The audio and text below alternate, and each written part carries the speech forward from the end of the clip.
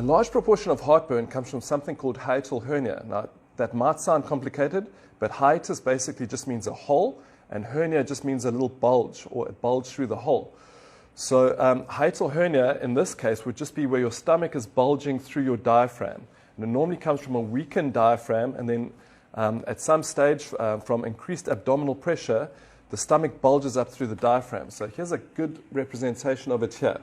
So there would be a normal stomach and a normal diaphragm, and the diaphragm is just separating your chest from your abdominal cavity.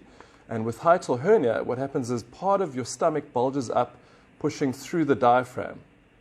And then what happens is acidity, or the acid after eating, pushes up into that area, and that pushes up into your esophagus, which normally can't handle, or always can't handle, that much acidity. And that causes a lot of heartburn, especially after eating.